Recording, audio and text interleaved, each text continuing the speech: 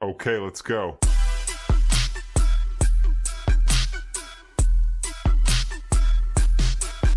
Hello students, welcome to our YouTube channel JN tutorials commerce coaching classes. एक बार फिर से आपका स्वागत है हमारी अप्लाइड मैथ्स की क्लास में।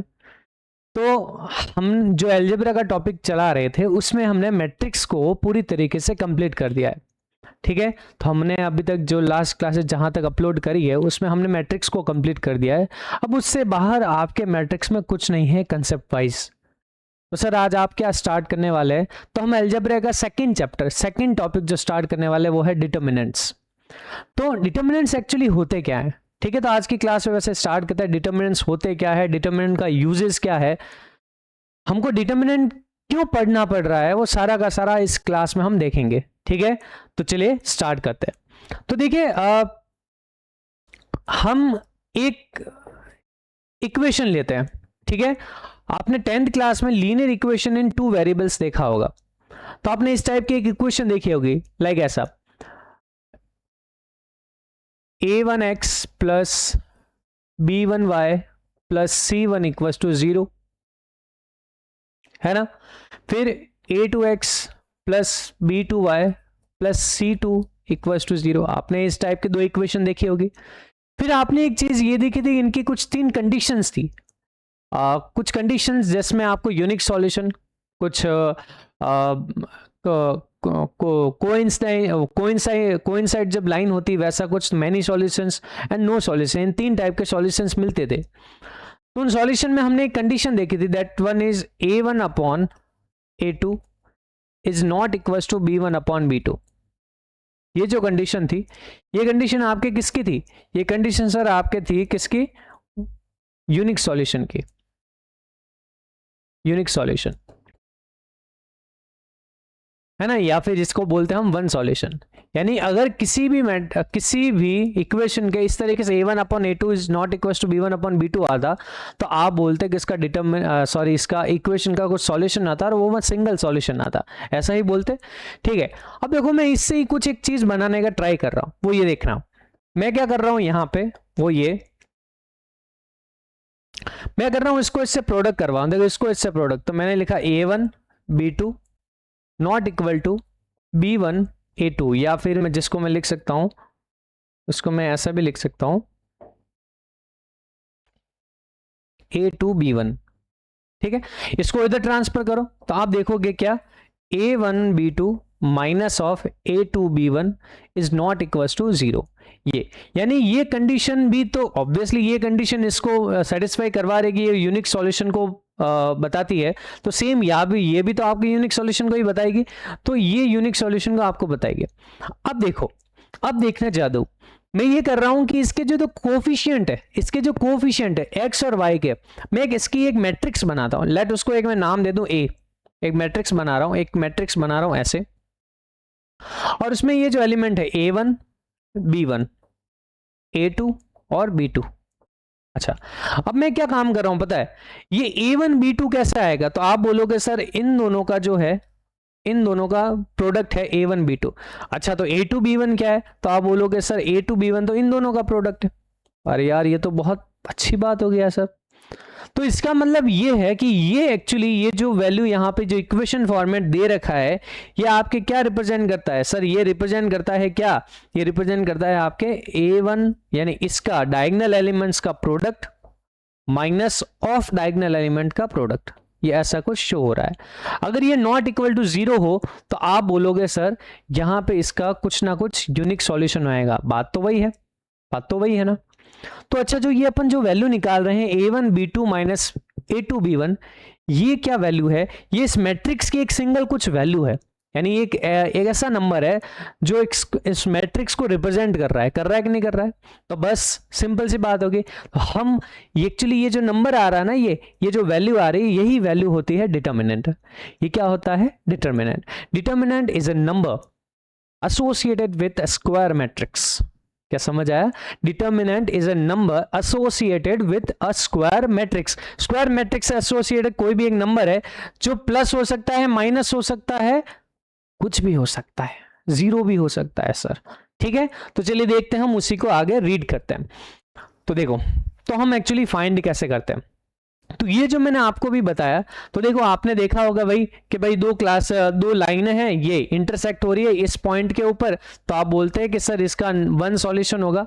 अब वो जो वन सॉल्यूशन होगा इसका सिंगल सॉल्यूशन, वो सिंगल सॉल्यूशन यहाँ है, देखो इक्वेशन फॉर्मेट मैंने लिखा, ये जो वैल्यू है तो यही आपके डिटर्मिनेंट को शो कर दी है।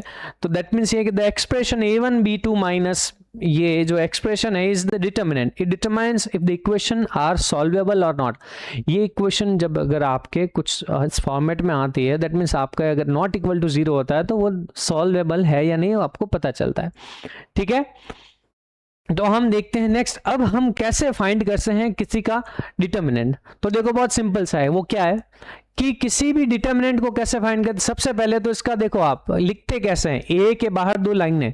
अब मेन इंपॉर्टेंट बात, ये जो बाहर दो जो लाइनें ड्रॉ करी अपन ने, ये दोनों लाइनें एक तरीके को मॉड्यूलस की तरह लिख रही होगी, बट मॉड्यूलस में आपका आंसर हमेशा पॉजिटिव आता है, but determinant can be negative, positive और जीरो, कुछ भी वैल्यू हो सकती है। ठीक है, तो इसका मतलब मॉड्यूलस नहीं है, सिर्फ साइन है इसका, सिर्फ इस तरीके से इसको रिप्रेजेंट करते हैं, ए के बाहर दो डंडी खींच देना तो वो हो गया।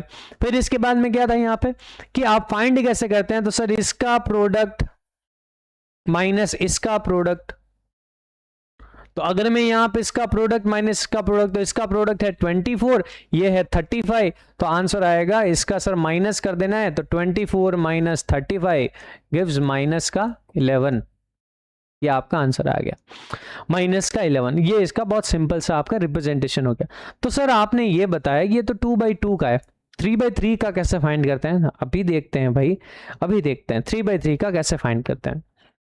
मैं क्या कर रहा हूं, यहाँ पे एक मैट्रिक्स लेता हूं भाई, मैंने एक मैट्रिक्स ली यहाँ पे, वो ये ऐसे let A is equal to, एक मैट्रिक्स ली मैंने 1 2 3 4 5 6 7 8 9, और मैं इस जानना चाहता हूं इसका डिटर्मिनेंट क्या होगा।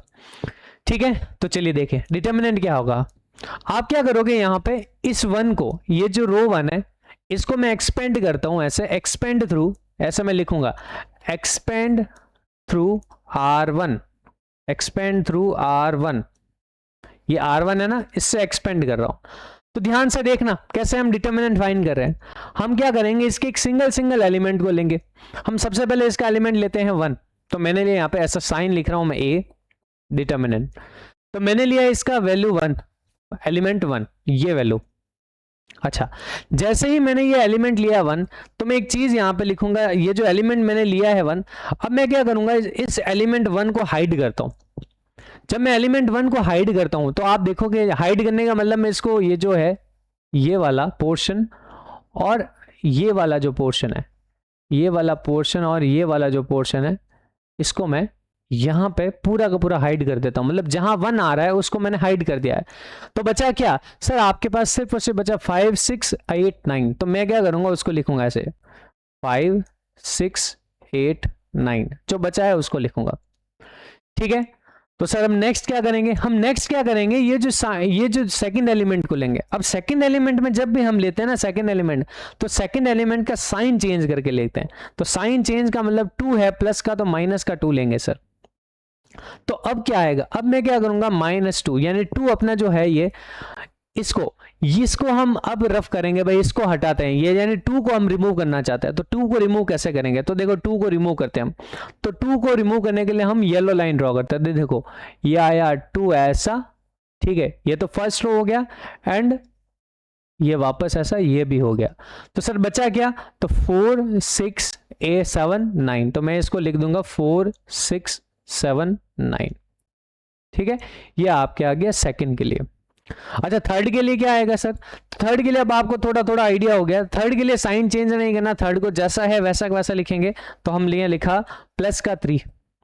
अच्छा, अगला वाला क्या होगा, +3 करेंगे, तो इसको +3 को हाइड करते हैं, तो +3 को हाइड करेंगे अपन, तो देखेंगे क्या, हम +3 को हाइड करेंगे, तो देखो ये जो है ये, और वापस वही ये, यानी कि रो 1 तो जानी है, क्योंकि हम एक्सपेंड कर रहे हैं रो 1 को तो गायब ही करके रखो, उसका कोई मीनिंग नहीं, गायब करके रखो। बचा गया खाली जो बचा कॉलम 3 जो इसको एलिमेंट है, तो बचा गया 4 5, अब तो मैं इसको लिख देता हूं 4 5 7 8, तो उसको लिख देना है और उसको इस फॉर्मेट में लिखना है। तो आप देखोगे इसका आंसर क्या आएगा। तो बस अब 2/2 का तो आपने डिटर्मिनेंट पढ़ा है, तो उसी को इस तरीके से फाइंड करते हैं। तो हमने लिखा 1, इसका प्रोडक्ट माइनस इसका प्रोडक्ट, तो 45 माइनस 48 माइनस का 2, इसका प्रोडक्ट माइनस इसका प्रोडक्ट 42 प्लस 3, और इसका प्रोडक्ट कितना होता है 32 माइनस 35। ओके, तो चलिए देखते हैं कितना आया। 1 इंटू माइनस 3, या आया -2, इधर आ गया आपके माइनस का 6, इधर आ गया minus plus 3 into -2 -3। So final answer is -3 plus 12 -9। Answer is 0। क्या आंसर आया? 0। बड़ा मजेदार आंसर आ गया सर, 0। आप बोल रहे थे नॉट इक्वल टू 0 होता है, बट 0 होता है। तो ये एक स्पेसिफिक कंडीशन है जहां पे अगर आपको किसी भी डिटर्मिनेंट का, आपको किसी भी मैट्रिक्स का अगर डिटर्मिनेंट क्या मिल जाए, 0 मिल जाए, तो इस टाइप के मैट्रिक्स का एक नाम होता है, दैट इज सिंगुलर मैट्रिक्स। तो एक नई चीज सीखने को अभी जस्ट मिली अपन को। What is singular matrix? Any matrix whose determinant value is 0, any matrix whose determinant value is 0 is called singular matrix। तो सर नॉन सिंगुलर मैट्रिक्स क्या होगी? जिसका डिटर्मिनेंट 0 नहीं होता है, that is non singular matrix. ठीक है, तो बस आपको ये पता चल गया। अब हम देखते हैं, ये हमने एक्सपेंड किया R1 से, ये रो इसको हम R1 से एक्सपेंड किया। तो सर आप मेरे को ये बताओ कि रो 2 से अगर मैं एक्सपेंड करूं तो क्या आंसर आएगा? तो सर करके देखते हैं, हम नेक्स्ट स्लाइड में करके देखते हैं। मैंने वापस वही लिया ऐसा 1 2 3 4 5 6 7 8 9। इसका मैं एक्सपेंड कर रहा हूं, कैसे? इसको मैं एक्सपेंड कर रहा हूं, एक्सपेंड थ्रू R2। ठीक है, अब साइन का थोड़ा देखेंगे, वो साइन का क्या मैं बताऊंगा अभी थोड़ी देर। R2 को लेते हैं। सबसे पहले अपन देखेंगे कि R2 के एलिमेंट्स क्या है। तो R2 अपना ये है, तो इसके एलिमेंट्स को पिक करते हैं 4 5 6। तो मैं लिखूंगा सर 4 आएगा, एक आएगा 5, इधर मैंने लिखा डिटर्मिनेंट ऐसा, 4 आएगा, 5 आएगा और 6 आएगा। अब इसके पास में ये जो आने वाले हैं, ये क्या क्या आएंगे, ठीक है, उसको देखेंगे अपन, ये क्या क्या आएंगे। तो यहां पे आएंगे जी क्या क्या वैल्यूज। साइन हम बाद में देख रहे हैं, मैं आपको साइन के बाद में बता रहा हूं, बट इसमें ये वैल्यूज क्या क्या आएगी वो देखते हैं। तो सर इसमें सबसे पहले वैल्यूज आएगी क्या, 4 को हम हाइड करना चाहते हैं। तो देखो सर 4 को हाइड करते हैं। 4 को जब हाइड करेंगे तो 4 हाइड होगा, देखो रो 1 तो गायब हो जाए, रो 2 जो है ये तो पूरी गायब है, इसका कोई मीनिंग ही नहीं है। अब पहले हम देखेंगे सिर्फ इसका, वो ये कि इसको हम गायब करने वाले हैं, ये जो गायब होगी, बट इसको हम देखेंगे ये वाली भी गायब हो जाएगी। तो बचा क्या 2 3 8 9। तो यहां पे लिखेंगे 2 3 8 9।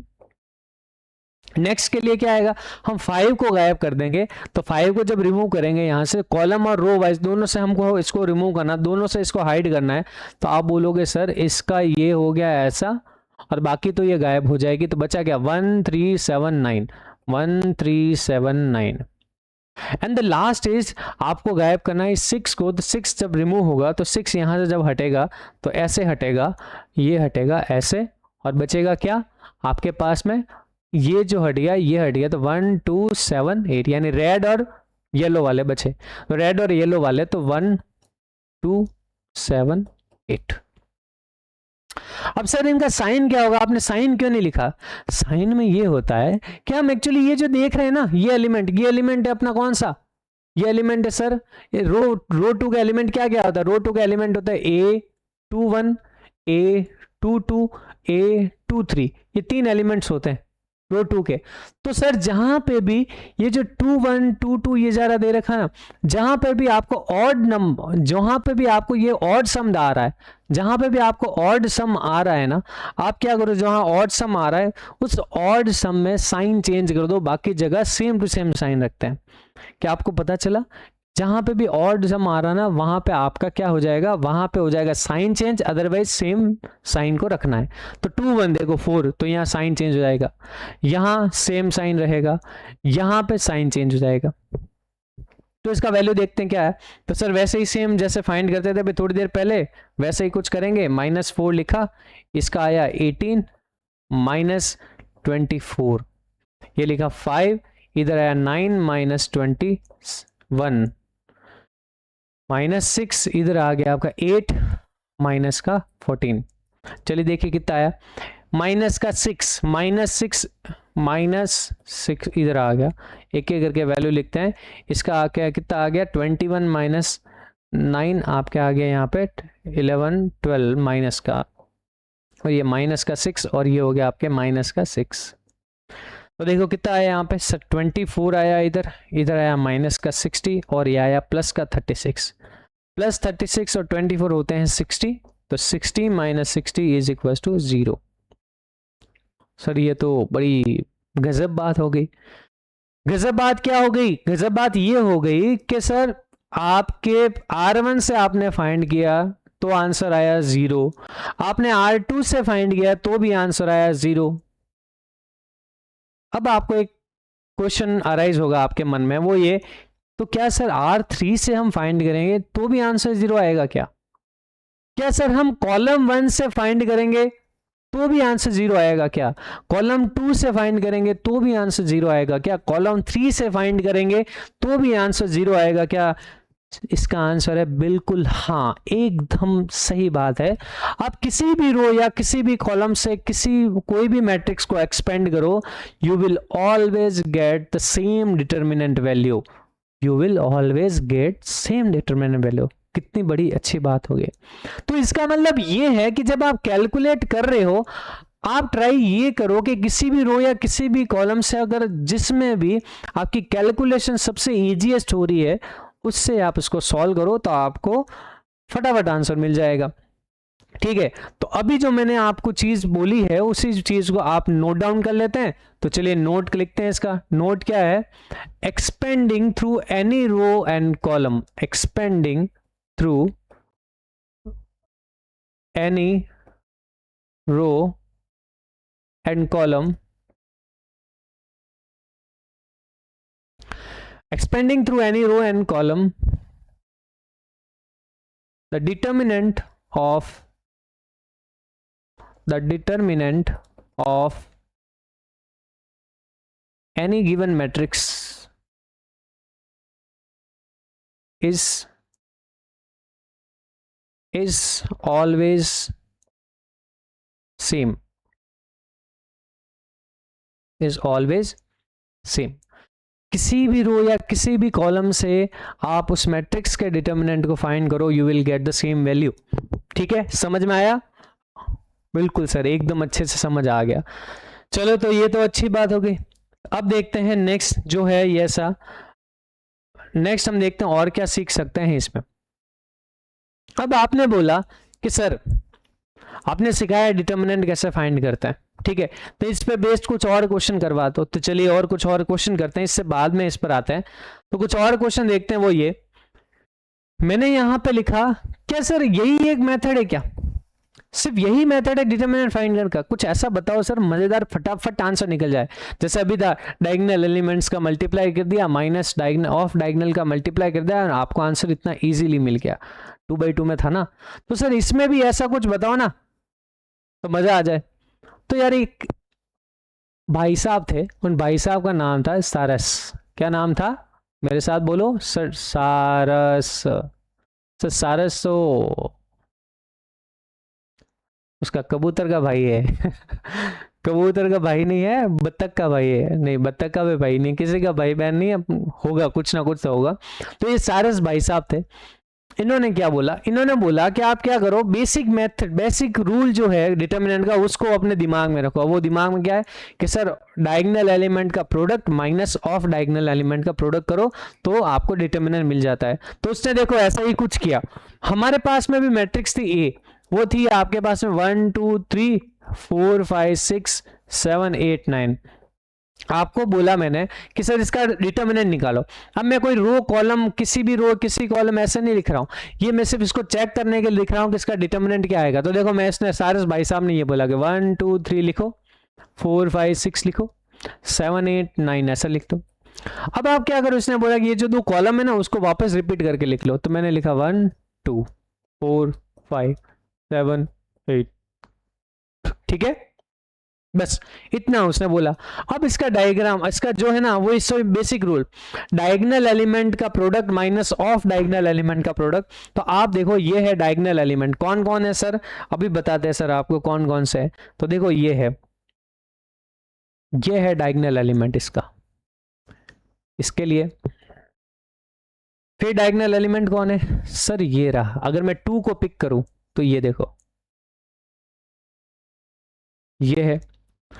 फिर और कौन सा है सर, फिर और भी है, और है ये डायगोनल एलिमेंट। तो इन सब का सब प्रोडक्ट करके देखते हैं, इन सब का प्रोडक्ट करके देखते हैं कितना आता है। तो इन सब का प्रोडक्ट ये आएगा 1 into 5 into 9 45, 12 into 7 84, 12 into 8 is 96। यह आ गया आपका डायगोनल एलिमेंट्स का प्रोडक्ट। तो सर अब ऑफ डायगोनल एलिमेंट का प्रोडक्ट इसमें से माइनस करना है, वो ऑफ डायगोनल क्या क्या है। तो आपको अब ऑफ डायगोनल दिख रहे होंगे, तो सर नहीं दिख रहे तो आप दिखा दो। तो चलिए अभी दिखा देते हैं। वो ये है ऑफ डायगोनल, ये। और कौन सा है सर, और है ये। और कौन सा है सर, और है सर ये। तो अब ये जो है ना रेड येलो और ये पिंक वाले में, तो इसका देखते हैं कितना, 8 इंटू 9 72, इसका प्रोडक्ट कितना होगा 48, इसका प्रोडक्ट कितना होगा 15 इंटू 7 105। ठीक है सर, इसकी कैलकुलेशन करते हैं। ये तो कैलकुलेशन थोड़ी टफ सी दे रही है सर, क्योंकि नंबर थोड़े ऐसे वैसे है ना, बट इसके देखते हैं ना भाई क्या क्या कुछ है इसका आंसर। तो देखते हैं इसका आंसर क्या है। इसका आंसर है सर कितना यहाँ पे होगा, तो हम नॉर्मली इसको ऐड करते हैं तो देखो कितना आएगा, 120 और 90 आपका हो जाता है 210 और आपके हो जाएंगे 9 और 9 9 और 6 15, तो हो जाएगा 225 माइनस। इसका देखते हैं कितना होगा। तो सर हो जाएगा ये 70 110 110 और 210 210 और ये 15, तो 225। आंसर कितना आ रहा है 0। है ना मजेदार बात। ये तो मैंने ऐसा नंबर दिया आपको, ऐसे मैट्रिक्स दिया, थोड़े कैलकुलेशन से बड़ी सी हो रही है, बट ये है कि आपके अगर यहाँ पे अगर मान लो ये मैट्रिक्स आती, देखो ये मैट्रिक्स अगर आती ये वाले 1 2 0 3 5 3 0 1 और 0 1 2 ऐसा कुछ आता और आपको मैं से पूछता कि सर इसका बताओ, तो आप कितना फटाफट निकाल दे। देखो कैसे निकलते आप बोलते 1 2 0 3 0 1 0 1 2, वापस मैंने 1 2 लिखा, 3 0 लिखा, 0 1 लिखा।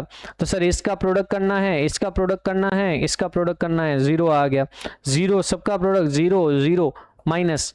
अब इसका प्रोडक्ट करते हैं तो सर 6, इसका प्रोडक्ट करते हैं तो +1, इसका प्रोडक्ट करें तो 0, तो सर आंसर आ गया -7।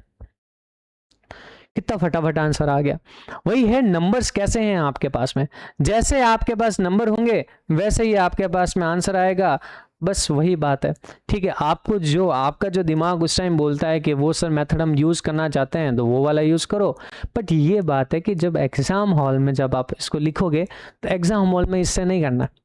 ये सिर्फ आपके एमसीक्यूज टाइप में ऐसा कुछ क्वेश्चन है तो आप फटाफट आंसर निकाल सकते हैं, बट मेरी मानो तो ये बात है कि ये जो अपन ने लास्ट ये मेथड किया ना, ये वाला मेथड आपको प्रैक्टिस कर लो इतना अच्छे से, और जब आप इसको प्रैक्टिस करोगे ना तो आपने जो सारस डायग्राम जो उसने बताया ना वो भी फेल लगेगा, आपको लगेगा हाँ यार ये ज़्यादा बेटर, क्योंकि इतना फास्ट आप कैलकुलेट कर लोगे। तो चलिए ठीक है, अब आपने ये समझ लिया। अब आपने बोला कि सर और कुछ क्वेश्चन बताओ, और कुछ ऐसा बताओ कि हाँ कुछ सीखने लायक हो इसमें, तो सर सारस डायग्राम तो आपने बता दिया। अब और कुछ क्या हो सकता है, वो ये मान लो कि आपको मैट्रिक्स में जैसे इक्वल मैट्रिक्स का कंसेप्ट था, दो मैट्रिक्स इक्वल दे रखी थी तो उसमें कुछ वैल्यूज अननोन थी वो फाइंड करनी है। मान लो इसमें भी कुछ ऐसा दे रखा, जैसे मैंने बोला 5x x2 इक्वल टू दे रखा है,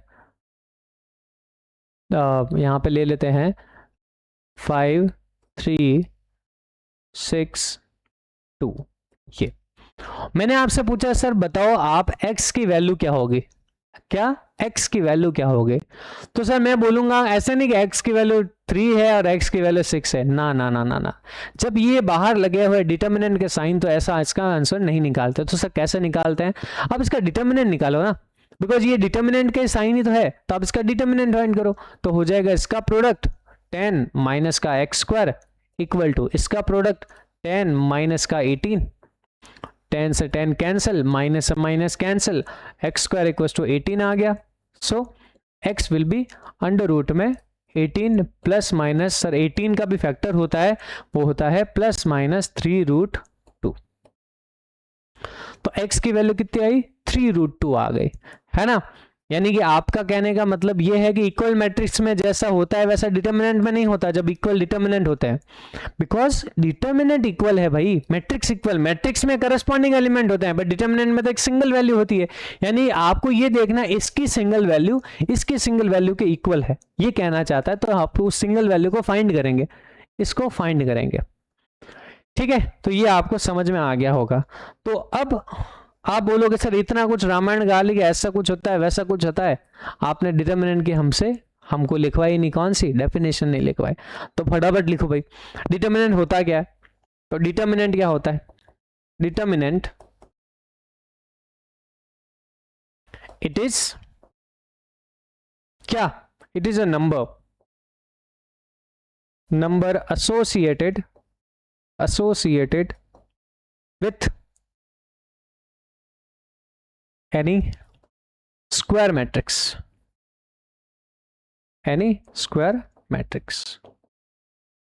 यानी कि यहां अगर आप किसी का डिटर्मिनेंट फाइंड करना चाहते हैं तो ये देख लो आप, ये ऐसा कुछ लिखा है जो मैंने, अगर आप किसी का डिटर्मिनेंट फाइंड करना चाहते हैं तो यू शुड नो कि वो एक स्क्वायर मैट्रिक्स हो, अदरवाइज उसका डिटर्मिनेंट फाइंड नहीं होता है। डिटर्मिनेंट फाइंड करने के लिए उसका स्क्वायर मैट्रिक्स होना जरूरी है, बिल्कुल सर होना जरूरी है। अब हम देखते हैं इसके कुछ यूजेस। हमने देखा एक यूज तो आपने स्टार्टिंग में देख लिया, इक्वेशन में ऐसा कुछ आ रहा है, तो सर आप क्या एक्स और वाई और जेड क्या एक्स वाई की वैल्यू निकालना भी सिखाएंगे? बिल्कुल, हम उसको वैल्यू भी फाइंड करना सिखाएंगे यूजिंग मैट्रिक्स मेथड, और हमारे पास में 2 मेथड है, उससे हम फाइंड करना सीखेंगे। हम ये भी सीखेंगे, बट इससे पहले बताओ सर इसका और क्या यूजेस है क्या डिटर्मिनेंट का? तो एक यूज है, और वो यूज है इसका किसके अंदर? वो यूज है अपना ट्रायंगल के अंदर, ठीक है। हम ट्रायंगल का एरिया फाइंड कर सकते हैं यूजिंग डिटर्मिनेंट, और वो कैसे फाइंड करते हैं तो चलिए देखते हैं। आपने देखा होगा एरिया ऑफ ट्रायंगल, जैसे मान लो 3 पॉइंट्स गिवन होता है, 3 वर्टिसेस गिवन होते हैं आपके, ये 3 वर्टिसेस यहाँ पे गिवन है, और वो 3 वर्टिसेस क्या है? वो 3 वर्टिसेस है, देखो एक तो है ए आपका, वो है ये वाला, एक है आपका ये, और एक है आपका ये 3 वर्टिसेज है। तो मैं क्या करूंगा, इन तीनों वर्टिसेज को जो है ये, इन तीनों को आप लिख दो x1 y1 x2 y2 x3 y3, ये लिख दो, और आप यहाँ पे लास्ट वाली कॉलम को 1 1 1 लिख दो, तो आपको इसका एरिया मिल जाएगा, area of this triangle, that is half into ये, हाफ इनटू ये एक्चुअली में वही फॉर्मूला है जो आपने 8th या 9th में पढ़ा होगा, एरिया ऑफ ट्रायंगल यूजिंग क्या कोऑर्डिनेट्स को यूज करके हम एरिया ऑफ ट्रायंगल फाइंड करते हैं। ये वही सेम मेथड है, उसका अपन इसका यूज लेके अपन फाइंड कर सकते हैं, ठीक है। ओके, ये हो गया।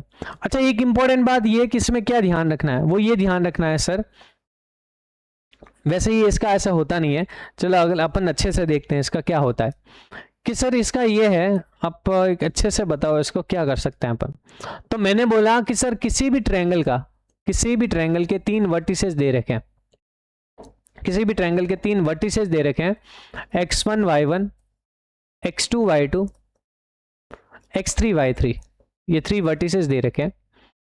इन 3 वर्टिसेस से आप फाइंड करना चाहते हैं क्या इसका एरिया, तो आप बोलोगे सर इसका एरिया बहुत इजी सा है, डेल्टा से रिप्रेजेंट करते हैं, उसको हाफ करते हैं और डिटर्मिनेंट लिखते हैं ऐसा, x1 y1 1 x2 y2 1 और x3 y3 1, ये इसका हो गया।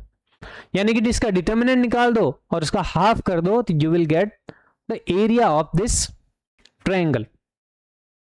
तो हमने देखा इसका यूज ट्रायंगल में कैसे होता है।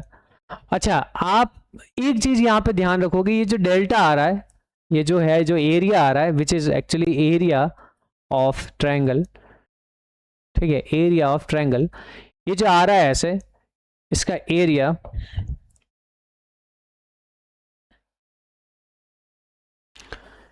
ऑफ ट्रायंगल ये जो आ रहा है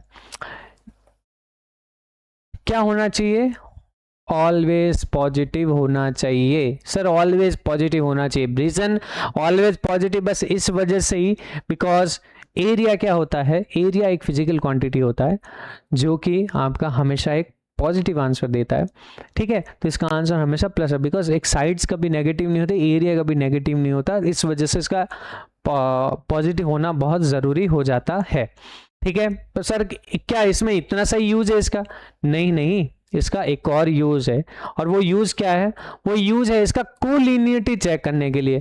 आपको क्या करते हैं 3 पॉइंट्स दे देते हैं और बोलेंगे कि सर कोलिनियर है या नहीं। कोलिनियर का मतलब क्या होता है, सारे के सारे एक ही सिंगल लाइन में होने, सारे पॉइंट्स एक सिंगल लाइन में होने का मतलब है कोलिनियर है। तो अगर आप ये देखोगे ये कुछ है, ये जो मैंने दे रखा है यहाँ पे, ये तो कोई ट्रायंगल है, ये जो दे रखा है यहाँ पे क्या है, ये तो ट्रायंगल है।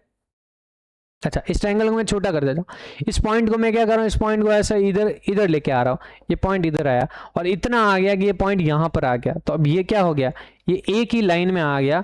जब एक ही लाइन में आएगा तो क्या यहाँ पे ट्रायंगल बन रहा है, बिल्कुल सर बिल्कुल भी नहीं बन रहा है। यहाँ पे जब ट्रायंगल बन ही नहीं रहा तो क्या एरिया बनेगा, सब बनेगा ही नहीं एरिया। तो इसका मतलब क्या होगा, एरिया आपके 0 आ जाएगा। तो बहुत सिंपल सा कंसेप्ट है कि अगर आपके कोलिनियरिटी बताना है, collinearity of 3 points, collinearity of 3 points कैसे चेक होगी, आप बोलोगे सर बहुत सिंपल से बात है, उसका एरिया क्या हो जाना चाहिए 0।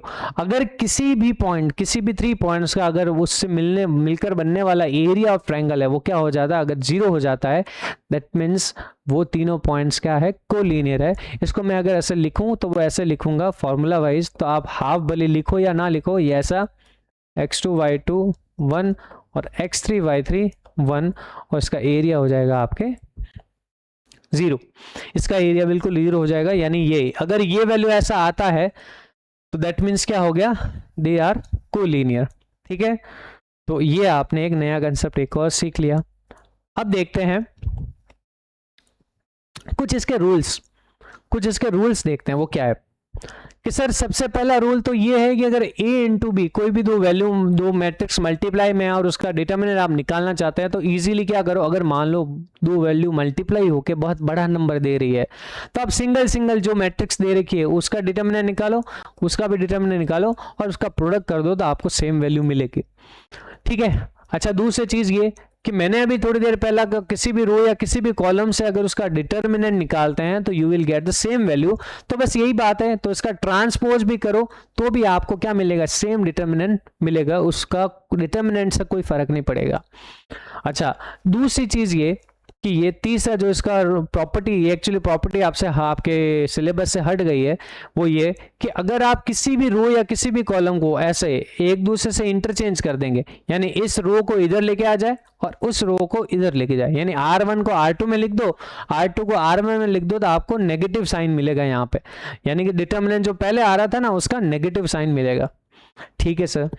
और अगला वाला जो रूल है वो ये है कि k into A determinant of a करोगे तो you will get k into k की पावर n, यानी आप चाहते हो सर इस k को बाहर निकालना, तो ये k कैसे बाहर आएगा पता है, ये k बाहर आएगा पावर लेके, और वो पावर क्या होगी, n होगी, और n यहाँ पे होता है ऑर्डर ऑफ मैट्रिक्स, ठीक है, उस मैट्रिक्स का ऑर्डर होगा। जैसे अगर मैं सिंपल ये बात करूं, एक बी मैट्रिक्स है जिसका ऑर्डर है 2x2 का।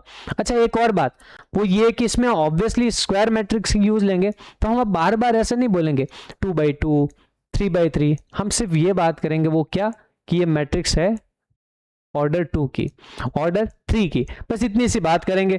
तो ये ऑर्डर 2 की मैट्रिक्स है तो ऑब्वियसली इस 4 को बाहर निकालना चाहते हो, तो 4 कैसे बाहर आएगा सर, 4 आएगा पावर लेके, और पावर किसकी होगी, वो ऑर्डर की पावर होगी, तो 4 की पावर 2 कितना होता है, वो 16 होता है। तो आ गया 16 बार, ठीक है। और आप नॉर्मली जो है उसका, और आप आराम से उसका डिटर्मिनेंट निकाल दो। तो ये वैल्यू थोड़ी सी बड़ी हो सकती थी, बट ये वैल्यू इसका आंसर इजी, स्मॉल और छोटा आंसर दे देता है। चलिए अब सर और क्या सिखाना चाहते हैं सर, अब और कुछ देखते हैं, कुछ टिप्स एंड ट्रिक्स। वो ये एमसीक्यूज में आपके काम आ सकती है। वो ये अगर मान लो एक मैट्रिक्स दे रखी है, उस मैट्रिक्स में आपको 2 रो या कोई भी दो कॉलम एकदम आइडेंटिकल दे रखे हैं, बिल्कुल सिमिलर दे रखे हैं, उसके सारे एलिमेंट एक जैसे हैं, तो उसका डिटर्मिनेंट क्या होगा? उसका डिटर्मिनेंट सर 0 होगा। क्या होगा उसका डिटर्मिनेंट? 0। तो देखते हैं, उसका डिटर्मिनेंट होगा आपके 0। ठीक है। अच्छा, और क्या क्या है सर? और ये है कि अगर मान लो कोई भी एक, ये जो मैट्रिक्स दे रखी है आपके यहाँ पे, ये जो दे रखा है ऐसा, तो अगर इस मैट्रिक्स में ये जो दे रखा है 2 4 6 1 2 3, तो आप एक चीज नोटिस करोगे, वो ये कि जो 2 4 6 है 1 2 3 का क्या है? डबल है। डबल है ना। अगर आपको ऐसा कुछ टाइम्स मिले, एक रो किसी कुछ टाइम्स है, 2 गुना है 3 गुना है, कुछ टाइम्स मिले, तो भी उसका डिटर्मिनेंट होता है सर 0। अच्छा, एक तीसरा और इंपॉर्टेंट वो नोट है, ये है कि अगर मान लो किसी भी रो या किसी भी कॉलम के सारे एलिमेंट 0 आ जाए, क्या आ जाए? किसी भी रो या किसी भी कॉलम के सारे एलिमेंट 0 आ जाए, तो उसका डिटर्मिनेंट भी क्या होता है? 0। यानी कि 3 इंपॉर्टेंट रूल्स फॉर 0 क्या क्या है? द फर्स्ट वन इज, अगर एक मैट्रिक्स के 2 रो या 2 कॉलम एकदम सिमिलर हो जाए, सारे के सारे एलिमेंट आइडेंटिकल हो जाए, तो 0 होगा। किसी भी रो या किसी भी कॉलम के जो एलिमेंट्स है वो कुछ टाइम्स है, स्केलर प्रोडक्ट किस स्केलर टाइम्स है, 2 times 3 times 4 times half time कुछ भी हो सकता है, अगर ऐसे टाइम्स है तो भी डिटर्मिनेंट 0। या फिर किसी भी रो या किसी भी कॉलम के सारे एलिमेंट 0 है, तो भी उसका डिटर्मिनेंट 0 हो जाएगा। ठीक है, क्या आपको समझ आया सर? एकदम अच्छे से समझ आ गया कि ये तो इतना सा तो था ही। ठीक है, अब आपके लिए काम है, वो ये काम है कि सर ये बताओ कि एक मैट्रिक्स है 3/3 की, ठीक है, उसका डिटर्मिनेंट 5 है, तो मैंने आपसे पूछा उसका ट्रांसपोज का डिटर्मिनेंट क्या है सर? ट्रांसपोज का डिटर्मिनेंट क्या है? आपका हाथों हाथ आंसर आएगा सर कि डिटर्मिनेंट ऑफ, अगर किसी भी मैट्रिक्स का 5 डिटर्मिनेंट है, तो उसका ट्रांसपोज का डिटर्मिनेंट भी क्या होगा सर? 5 ही होगा। होगा ना? तो बस ये आ गया। अगला वाला क्या है? आपको बोला कि 2 कॉलम से कॉम्प्लेक्स मैट्रिक्स है 4/4 का, matrix are identical, what is determinant A? ठीक है, क्या बोला? 2 कॉलम्स ऑफ आर आइडेंटिकल, कोई भी 2 कॉलम उसके क्या है मैट्रिक्स के 4/4 के, तो एकदम आइडेंटिकल है, तो उसका डिटर्मिनेंट क्या होगा? अभी जस्ट सर हमने देखा कोई भी 2 रो या 2 कॉलम अगर उसके बराबर हो जाता है आइडेंटिकल, तो उसका डिटर्मिनेंट 0 होता है। And the last one is, जिसमें क्या है, कोई मैट्रिक्स है उसका जो ऑर्डर है 3/3 का है, और आप जानना चाहते हैं उसका डिटर्मिनेंट 4 है, तो सर बताओ उसका 2 टाइम्स ऑफ ए का डिटर्मिनेंट क्या होगा? तो बहुत सर इजी आंसर है, वो ये कि आप 2 को बाहर निकालना चाहते हैं, तो जब आप 2 बाहर निकालेंगे तो 2 पावर लेके आएगा, और पावर क्या लेके आएगा? ऑर्डर की। और ऑर्डर सर हम वो नहीं मानते, हम ऑर्डर क्या मानते हैं? हम ऑर्डर मानते हैं 3 को। तो ये हो जाएगा 2 की पावर 3 बाहर आ जाएगा और डिटर्मिनेंट लेके आएगा, तो आंसर आएगा 8 इंटू डिटर्मिनेंट इज 4, तो आंसर आ जाएगा 32। क्या आपको समझ आया सर? बिल्कुल अच्छे से समझ आ गया, 32 किया तो आंसर आ गया। ठीक है, तो बस ये था आपके डिटर्मिनेंट की आज की क्लास। हम कल क्या करेंगे? हम कल डिटर्मिनेंट के क्वेश्चन लगाएंगे। ठीक है, डिटर्मिनेंट के जो अपने एक्सरसाइज के, जो मैंने आपको लास्ट क्लास में बोला कि हम CBSE की वो बुक है उसको प्रेफर कर रहे हैं, तो उसके कुछ क्वेश्चन है एक्सरसाइज के, उस क्वेश्चन को लगाएंगे। ठीक है, आई होप आपको डिटर्मिनेंट अच्छे से समझ आ गया होगा, जैसा हमने स्टार्ट किया था कि एक करके कि ये एक इस टाइप का डिटर्मिनेंट होता क्या है, इसका यूजेस क्या है, ठीक है, और उसको डिटर्मिनेंट को फाइंड कैसे करते हैं। ठीक है, तो मिलते हैं नेक्स्ट क्लास में। तो तब तक अपना ख्याल रखिएगा, पढ़ाई में व्यस्त रहेगा और एकदम मस्त रहिएगा, और गर्मी है बाहर तो इतना ज़्यादा मत निकलिए, अपनी क्लास निकालिए, आराम से देखिए एक करके। मैंने क्या बोला लास्ट टाइम? बोला था कि वैकेशन में अगर आप खुद को प्रोडक्टिव बनाना चाहते हो तो इस क्लासेस को देखना, तो और ये रहेगा कि आप अपनी इन वैकेशंस का फ़ायदा उठा सकोगे और खुद को और ज़्यादा अच्छा बना सकोगे स्टडी में। ठीक है, तो मिलते हैं नेक्स्ट क्लास में। Thank you so much, and हाँ, लाइक शेयर एंड सब्सक्राइब ज़रूर कर देना। मिलते हैं जल्द ही। Okay, let's go.